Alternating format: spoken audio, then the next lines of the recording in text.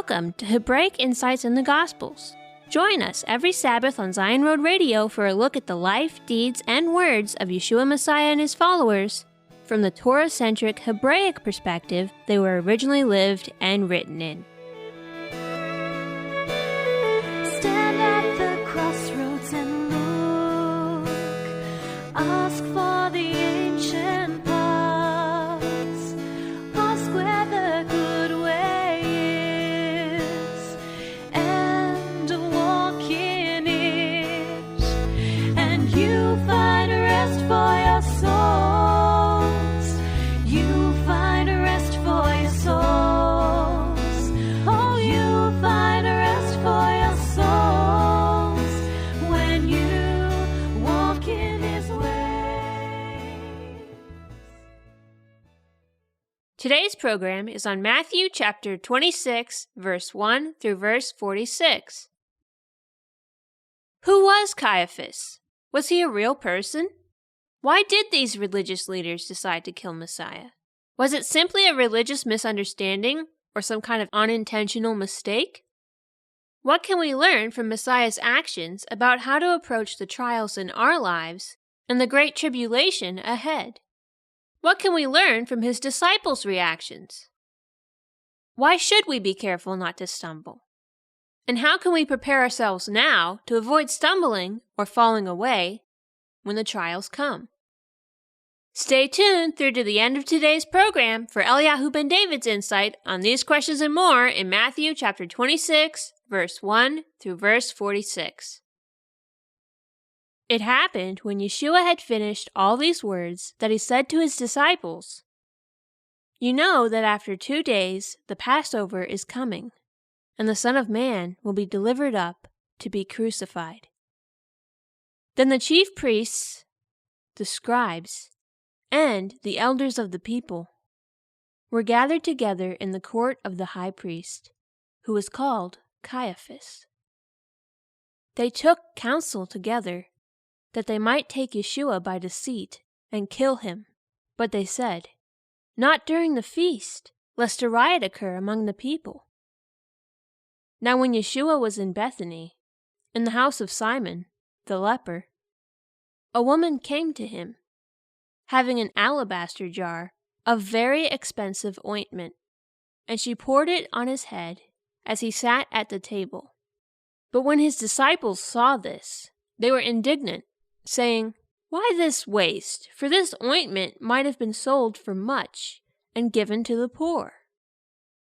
However, knowing this, Yeshua said to them, "Why do you trouble the woman? Because she has done a good work for me. For you always have the poor with you, but you don't always have me.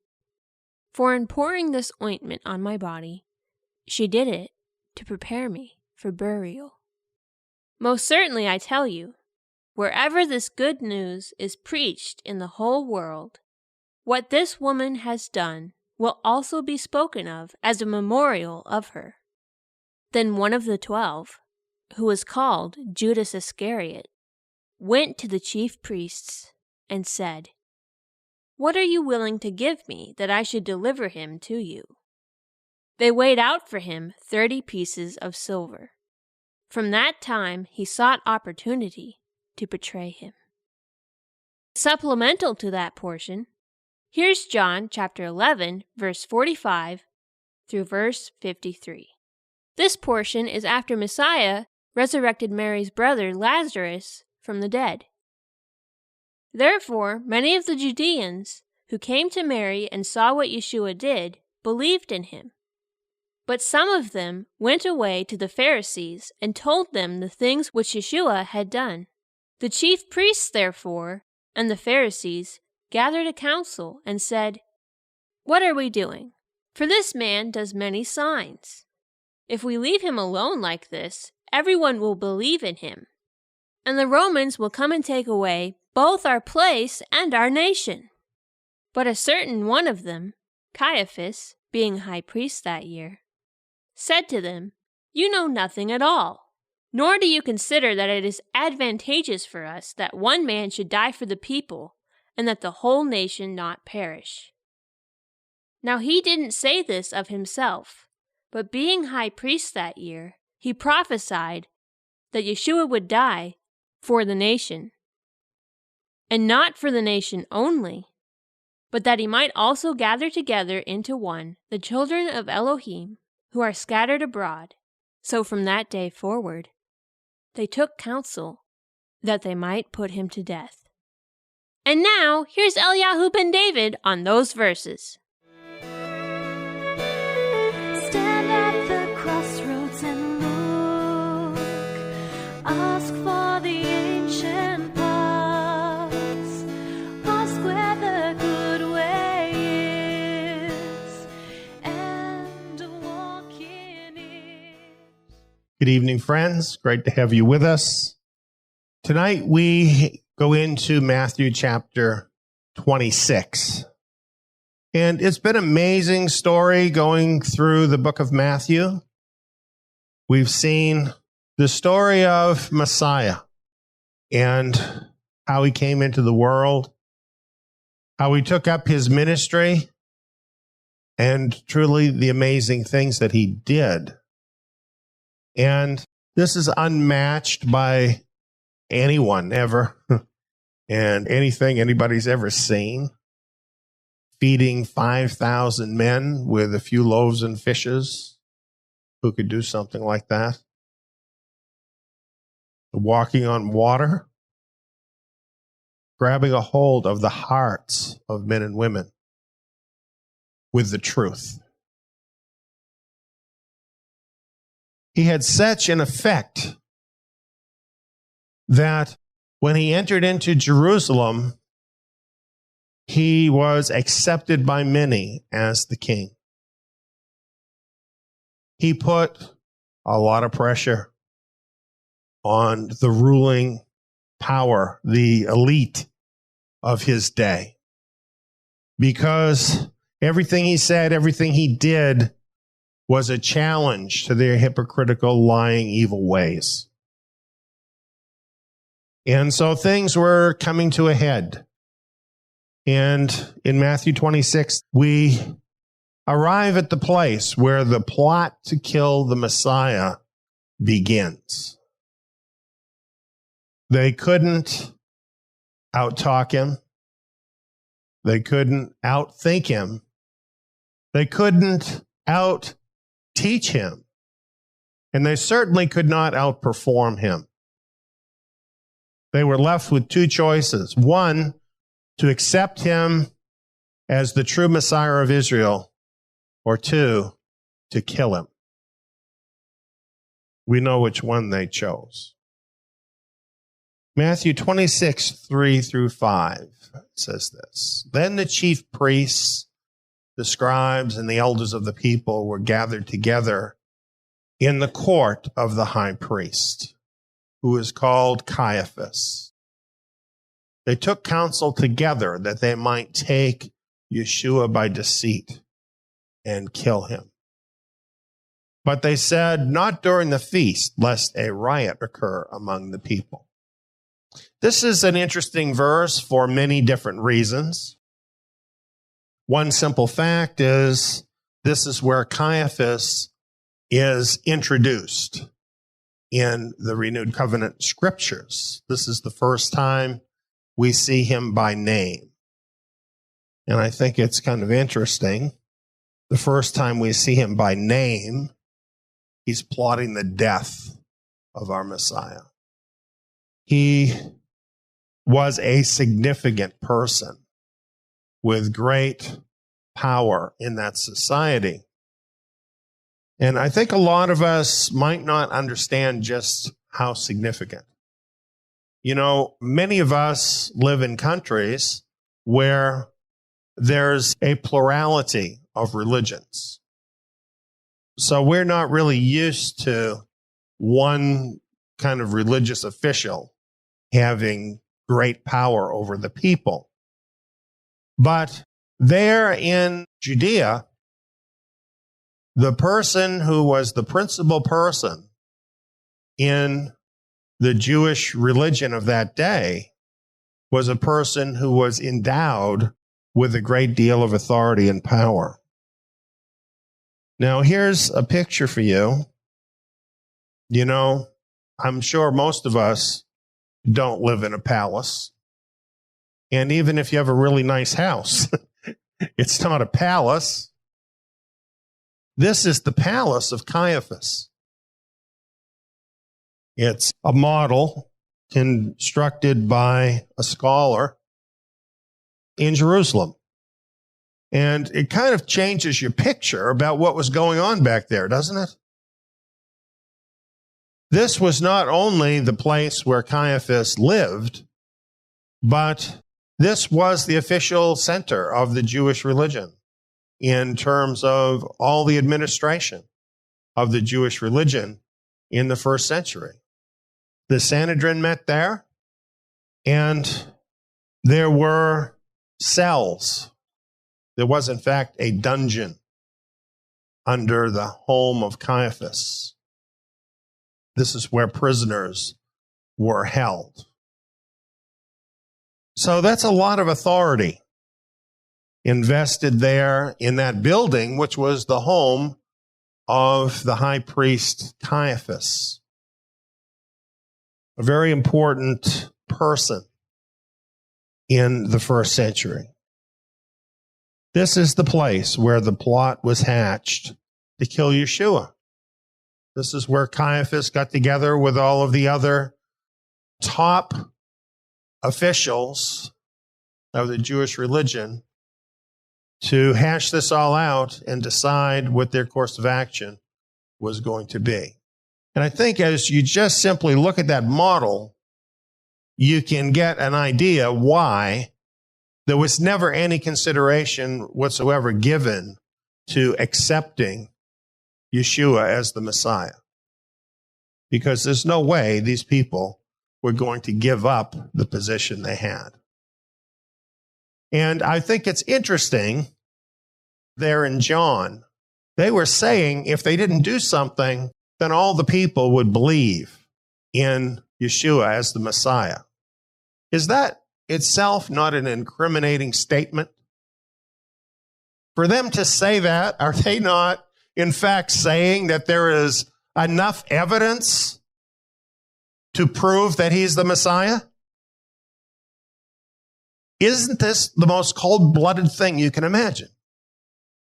For them to actually know that and decide to kill him anyway.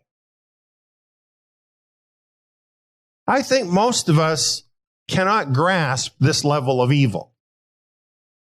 I think, we're inclined to think, well, it must have been a mistake, or, they must have been blinded by this or that or whatever. It's kind of hard to imagine that these people were faced with this choice of what are they going to do with the Messiah of Israel, who has actually fulfilled all the prophecies of Scripture, who has all of these amazing signs. All the people have seen it. They themselves say, if we don't do something to stop this, all the people will believe in him on account of these signs.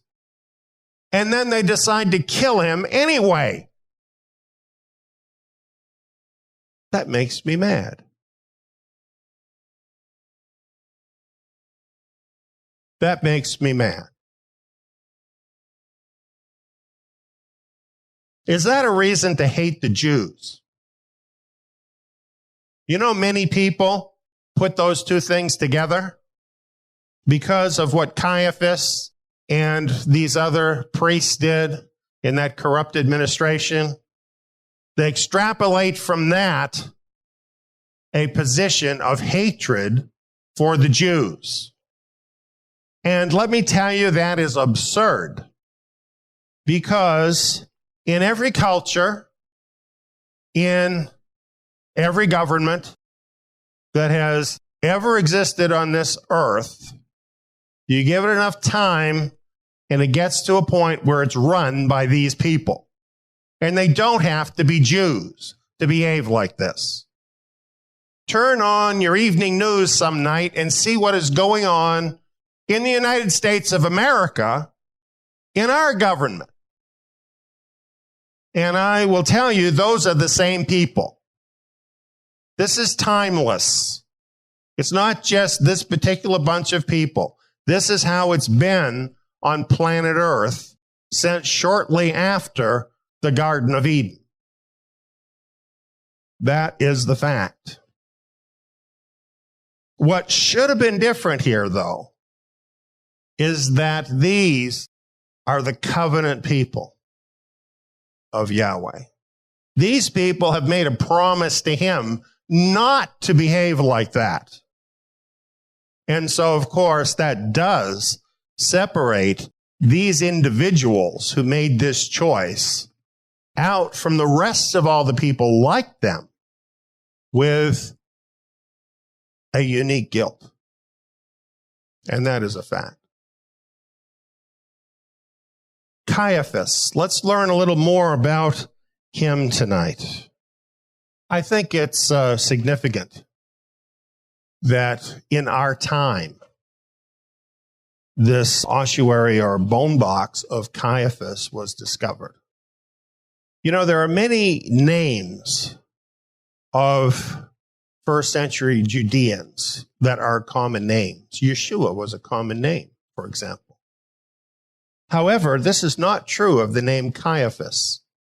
Caiaphas was a very distinctive name, and not everybody had that name. It was a very specific name. So to find this bone box of Caiaphas, I think is very significant. And look at this thing.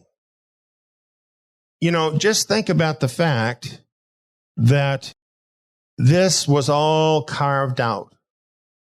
It's clearly not something that the common ordinary person would have. In fact, there are other bone boxes. It's what they did in the first century.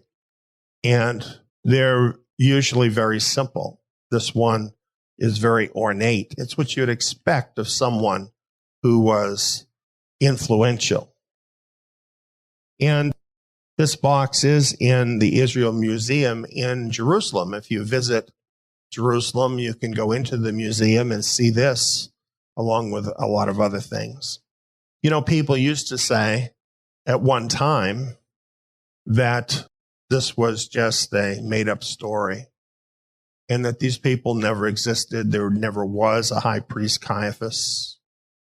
But then they found out, oh, wait a minute, Josephus mentions Caiaphas. And then they actually found the tomb of Caiaphas. And then they actually found the bone box that his bones were buried in.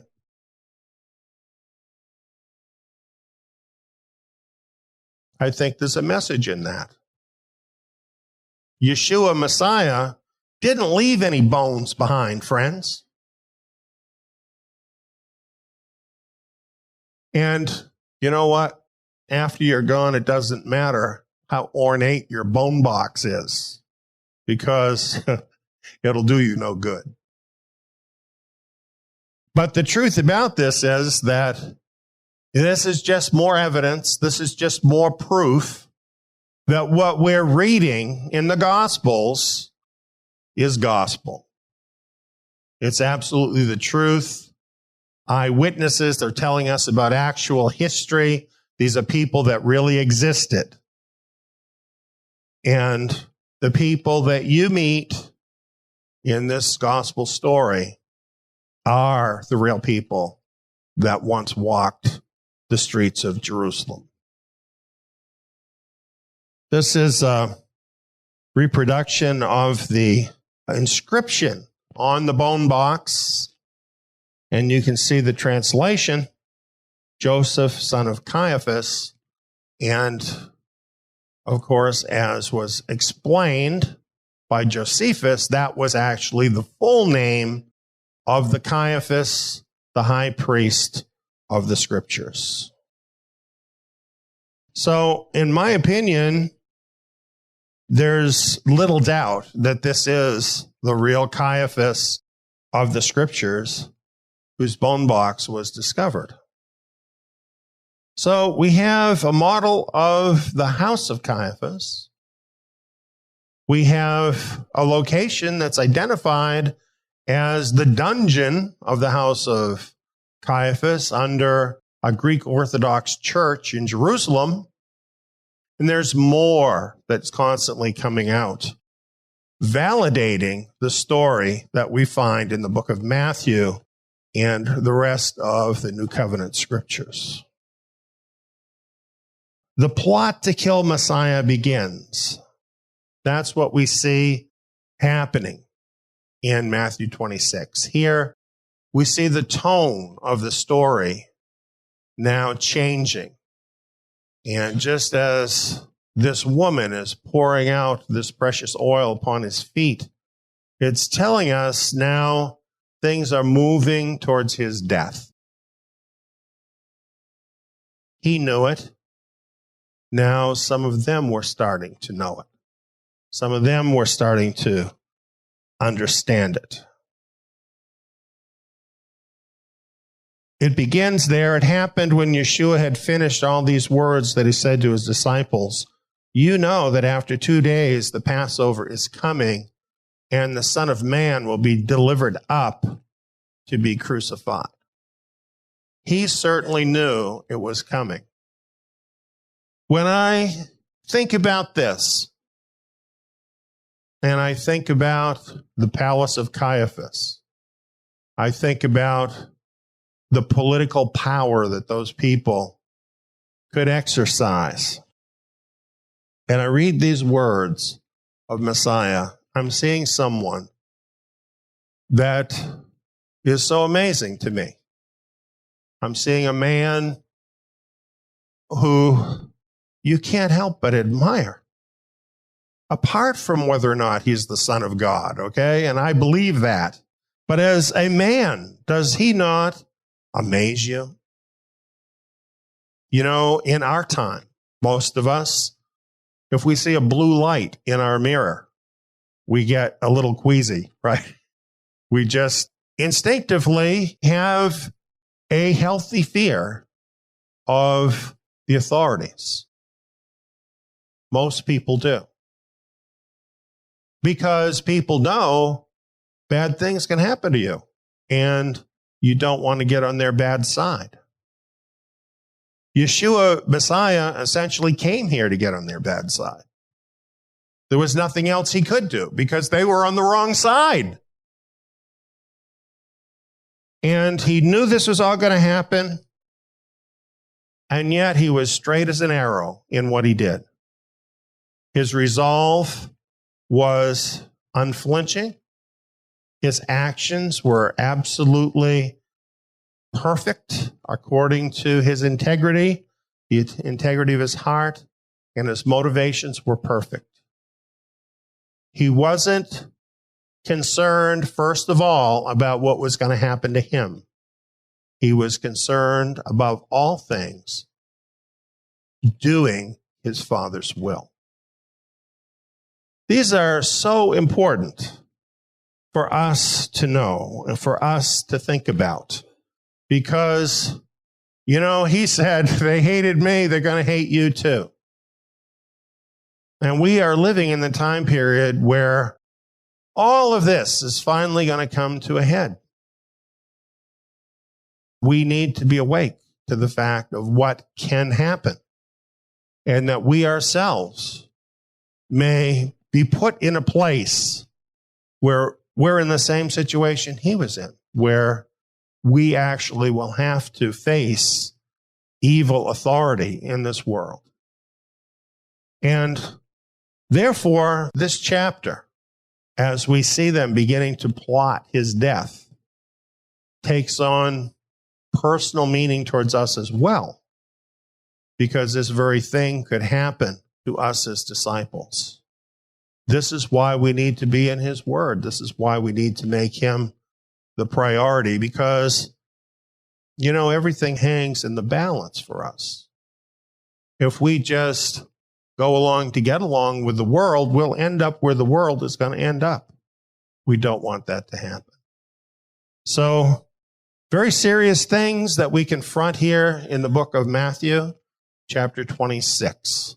Things for us all to consider and pray about, and things that we need to take personally. Stay tuned. Eliyahu has more to share in the book of Matthew after this short break.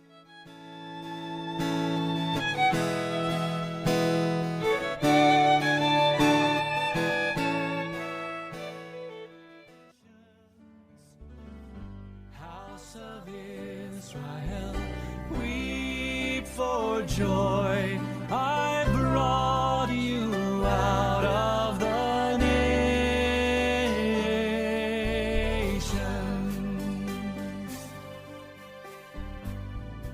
Would you like to hear more of Eliyahu's teachings? Do you have a question or prayer request and would like to get in touch with one of our volunteers for help? Or do you just want to know more about Eliyahu ben David and Zion Ministry? Visit our website at zion.org, where you can listen to more teachings from Eliyahu ben David straight from the homepage of our website. Check out our books, DVDs, internet videos, and other social media outlets. Learn more about Eliyahu and the Zion team on the About page. See what our ministry's mission is on the Remnant Vision page. Send a question or prayer request from our Contact Us page. Or click Join Us in the menu bar to learn about our community site, Zion Tabernacle.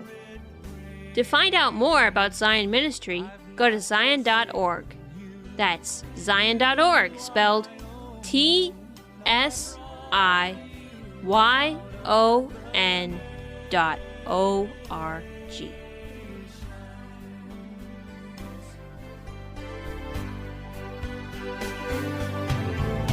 Tear down your idols and throw them away. Judah and Ask where the good way is, and walk in it, and you find rest for your souls. You find rest for your souls. Oh, you find rest for your souls when you walk in His way. Welcome back. Here's the next scripture portion. Matthew 26, verse 17 through verse 46. Now on the first day of unleavened bread, the disciples came to Yeshua, saying to him, "Where do you want us to prepare for you to eat the Passover?" He said, "Go into the city to a certain person and tell him, 'The rabbi says, my time is at hand. I will keep the Passover at your house with my disciples.'" The disciples did as Yeshua commanded them, and they prepared the Passover. Now when evening had come, he was reclining at the table with the 12 disciples. As they were eating, he said, "Most certainly I tell you that one of you will betray me." They were exceedingly sorrowful, and each began to ask him, "It isn't me, is it, Lord?" He answered, "He who dipped his hand with me in the dish, the same will betray me. The Son of Man goes even as it is written of him, but woe to that man through whom the Son of Man is betrayed. It would be better for that man if he had not been born." Judas, who betrayed him, answered, "It isn't me, is it, Rabbi?" He said to him, "You said it." As they were eating, Yeshua took bread, gave thanks for it, and broke it. He gave to the disciples, and said, "Take, eat, this is my body." He took the cup, gave thanks, and gave to them, saying, "All of you drink it, for this is my blood of the new covenant, which is poured out for many for the remission of sins. But I tell you that I will not drink of this fruit of the vine from now on until that day when I drink it anew with you in my Father's kingdom." When they had sung the Hallel, they went out to the Mount of Olives. Then Yeshua said to them, "All of you will be made to stumble because of me tonight. For it is written, I will strike the shepherd, and the sheep of the flock will be scattered. But after I am raised up, I will go before you into Galilee." But Peter answered him, "Even if all will be made to stumble because of you, I will never be made to stumble." Yeshua said to him, "Most certainly I tell you, that tonight before the rooster crows, you will deny me 3 times. Peter said to him, "Even if I must die with you, I will not deny you." All the disciples said likewise. Then Yeshua came with them to a place called Gethsemane, and said to his disciples, "Sit here, while I go there and pray." He took with him Peter and the 2 sons of Zebedee, and began to be sorrowful and severely troubled. Then he said to them, "My soul is exceedingly sorrowful, even to death. Stay here and watch with me." He went forward a little, fell on his face, and prayed, saying, "If it is possible, let this cup pass away from me. Nevertheless, not what I desire, but what you desire." He came to the disciples, and found them sleeping, and said to Peter, "What, couldn't you watch with me for 1 hour? Watch and pray that you don't enter into temptation. The spirit indeed is willing, but the flesh is weak." Again, a second time, he went away and prayed, saying, "My Father, if this cup can't pass away from me unless I drink it, your desire be done." He came again and found them sleeping, for their eyes were heavy. He left them again, went away and prayed a third time, saying the same words. Then he came to his disciples and said to them, "Sleep on now and take your rest. Behold, the hour is at hand, and the Son of Man is betrayed into the hands of sinners. Arise, let's be going. Behold, he who betrays me is at hand." And now, here's Eliyahu ben David's insight on that portion.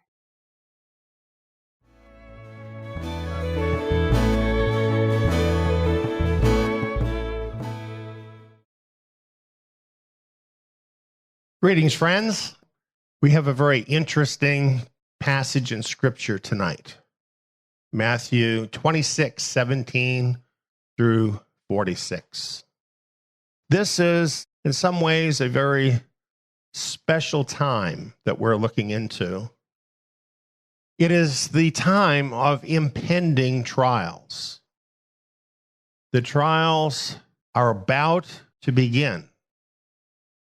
Nobody likes trials. I certainly don't. I'm sure you don't. It seems like whether we're ready or whether we're not, trials can fall upon us.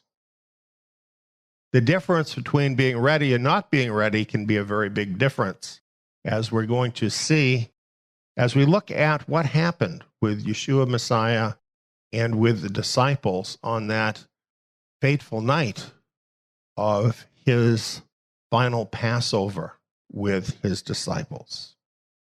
And, you know, there's a sense of drama in this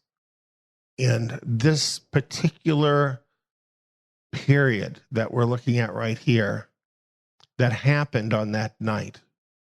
Because this is all just before the thick of these trials were about to fall upon Messiah and upon these disciples.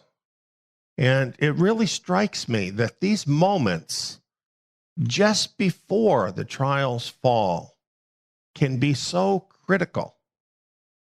And, you know, many times we don't see those things coming because it came out of the blue. As I went through this, I saw at least 4 statements of impending trials that came from Messiah that night. Of course, it must have been shocking to hear that one of you will betray me. And the response, "It isn't me, is it, Lord?" To me, that response seems strange. It seems like those who were not betraying him would know that, right? And it's almost like events were happening, but they weren't fully part of the events. It's like they were in a fog, sort of a brain fog set in. So they weren't getting the full impact of what was happening. This becomes clearer as we go ahead. Of course, then he instituted the new covenant with them. Now, he's thinking beyond what's happening just in that night. He's thinking even down to our time, right? And he's acting on behalf of all of his disciples through all those ages in establishing that covenant. But really, in making the statement, this is my blood poured out for many for the remission of sins, shouldn't this ring a few bells that something is about to happen?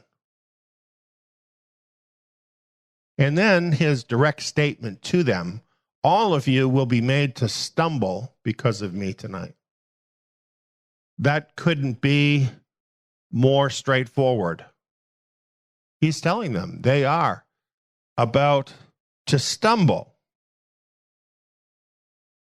You know, I look at Peter's response, saying, oh no, I'm not going to stumble. I think about that and I think, you know, maybe that's how some of us feel. Maybe we just assume that we have such a good relationship with the Lord that no, we're not going to stumble when the trial comes. Maybe when we consider what happened with Peter, we should rethink that position. And then, of course, we have Messiah saying, my soul is exceedingly sorrowful, even to death. Stay here and watch with me. Clearly, this is unusual. This is not how they usually saw Yeshua, because he was not a sorrowful person. He was not what we call today a depressive type of person. He was a joyful person. He was a loving person, and he was a present in the moment kind of person. So for him to be exceedingly sorrowful, even to death, why, that should really be ringing the bells for the disciples. Well, we have three different reactions to the impending trials during this time of the trials impending, but not yet having fallen. Let's take a look at this. First, we have Messiah. Now, we can say Messiah is the Son of God, so we should expect him to do the right thing. But you know what? For us to look at it that way totally ignores the human side of who he was. That for his experience to be meaningful for us, he had to fully experience as a man everything that is connected with this sacrifice of his. And indeed, he had the same feelings that any person would have facing a horrible death. So, he was ready. Even though that was all coming. And as we look at the way he behaved that evening, the things he did, the things he said, we see he was fully present in the will of God. He wasn't so upset about what was going to happen that he simply couldn't function, that he was gripped with fear, that he was feeling sorry for himself, that he was just talking about the things that were going to happen to him. That's what would happen with many people if they were facing death and they knew it. But what is he thinking about? He's thinking about two things. He's thinking about doing his Father's will, and he's thinking about his disciples. And that's what you see as you look at this. He has this last Passover with them. He institutes the Lord's Supper with them at Passover, including the renewed covenant. He gives them this warning. He dispatches the betrayer from their midst. All of which shows his complete presence through that entire ordeal, even while he's facing these impending trials. Well, let's go on and see about the disciples. We refresh our mind here. They had these 4 statements of impending trials that happened that evening. And yet, how did it all turn out for them? He told them, all of you will be made to stumble because of me tonight. That certainly should have caused them to be aware and awake. But Peter had answered, even if all will be made to stumble because of you, I will never be made to stumble. Peter was overconfident. And because of his false confidence, he didn't do what he needed to do, right?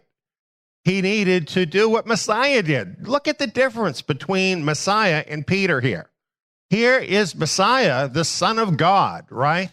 The Messiah of Israel. And he didn't feel it above himself to watch and pray as the trials were coming up.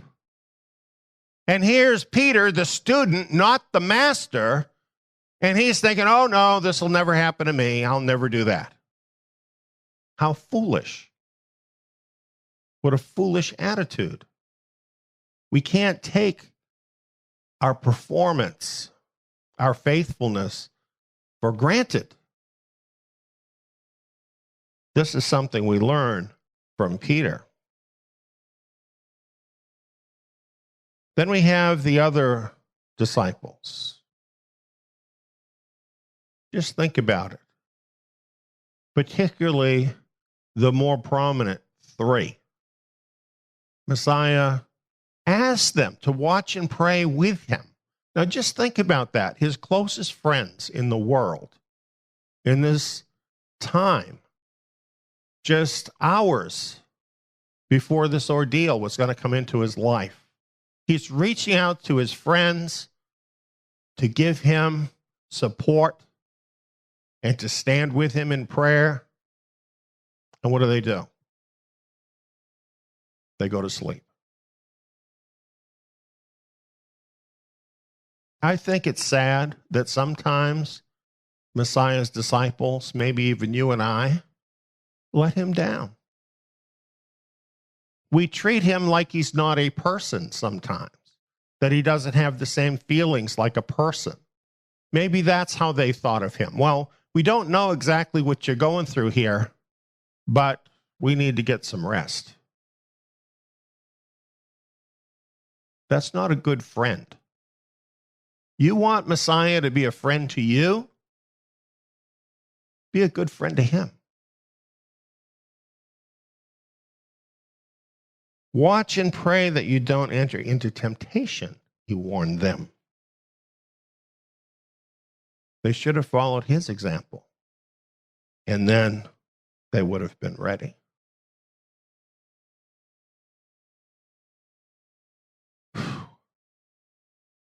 Look at what he says on observing their attitude. He didn't scold them. He didn't get mad and say, you know, you guys are terrible friends. Even though they were, in that moment, terrible friends. He said, the spirit indeed is willing, but the flesh is weak. He pinpointed the real problem, didn't he? It's not that they didn't want to be good friends. They just didn't get it. And they were weak. They were tired. They were not rebelling against him. They simply were overcome by the weakness of the flesh. And so they did not do their best. And no doubt later, all of them repented of that. They probably felt terrible about it. And yet, they couldn't change it. You know, we can do that. We're weak. We make mistakes. But if we would listen to Messiah, sometimes we wouldn't have to make those mistakes. And wouldn't it be better to think back on a certain moment where we have failed and instead be able to think we succeeded? Wouldn't it have been better for them if they had watched and prayed? If they could look back and feel, oh, we were there for him when he needed us. But they couldn't say that. Nevertheless, I think his words tell us he had already forgiven them. And they were able to move on. So, something we need to look at here. This doesn't mean, because of the weakness of the flesh, we can just go ahead and satisfy our flesh. You know, sometimes that might happen, and over again, we know Messiah forgives us, and he puts us back on the path. But there's danger in taking that step, because if we continually give in to the weakness of the flesh, we could find ourselves not being able to find our way back. We could fall and not come back. Now, here we have the example, the bad example of the betrayer. And the scriptures tell us what happened to him. You know, there's lots of different stories that have come out about Judas Iscariot. And I even saw a movie one time that was saying he's basically a good guy, but he had a different political point of view than Messiah, and he thought he was doing the right thing. People have these kinds of ideas. Well, the truth is, the scriptures tell us what happened with Judas, and they don't leave room for the imagination. John 12, 4 through 6 tells us he was a thief, and having the money box used to steal what was put into it. So he had a weakness of the flesh, greed, and he was a thief. And where did this take him? He saw an opportunity when the priests were scheming to kill Yeshua, and he thought, wow, I could make some money here.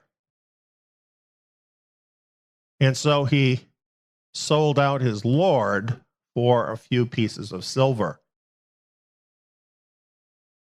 You know, earlier on, had he corrected his behavior, then he might not have ended up in such a precarious place. And then on that fateful night, it tells us Satan entered into him. Just imagine that. He was so one with Satan through his greed that he opened the door of his heart, and instead of the Spirit of God living there, the enemy of God, Satan, came in. This is dangerous territory. This is why we need to avoid stumbling even from weakness, if we possibly can do that. And the word tells us, watch and pray. That really is the answer. So we have here 3 responses to impending trials that are possible.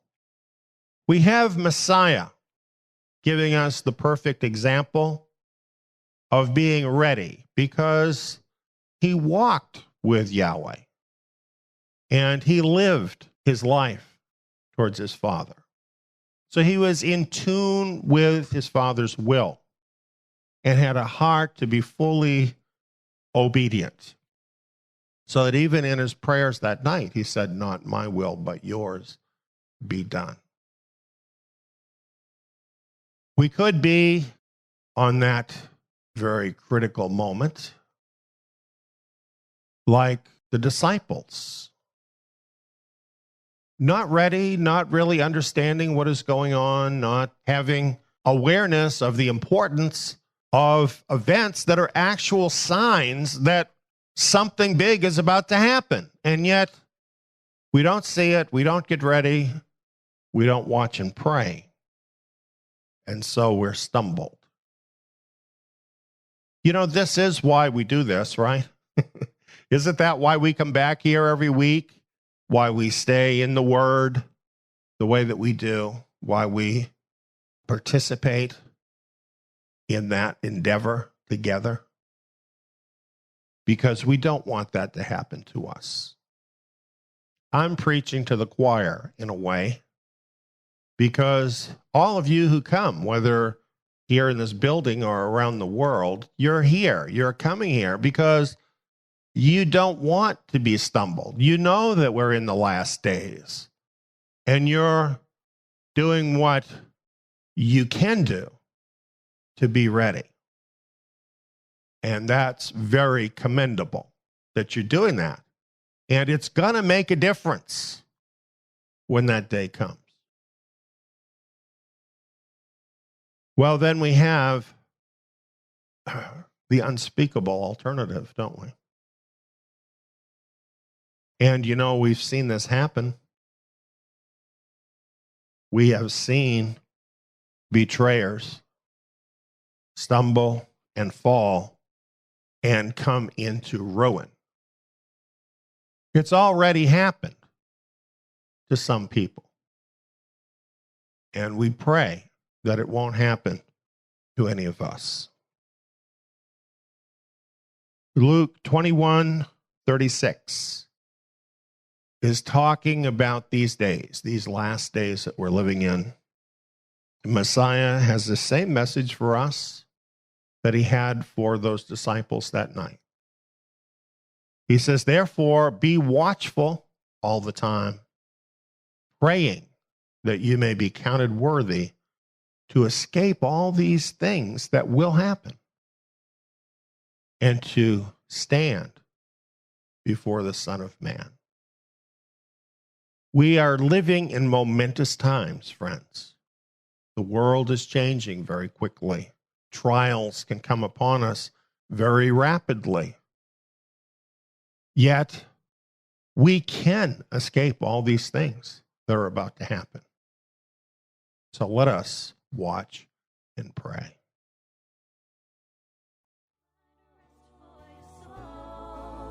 When you find rest for your souls, when you walk in His ways.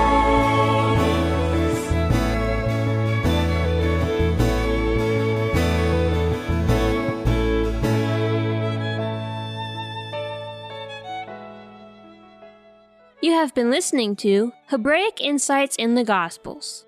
Further teachings and study materials on various related topics and others can be found at our membership site, Zion Tabernacle. Sign up is free. Just go to zion.net. That's TSIYON.net. Or click the membership link on the Zion Road website. New programs on the Gospels will be airing every Sabbath on Zion Road Radio. Join us next Shabbat to learn more in the book of Matthew. Shabbat Shalom!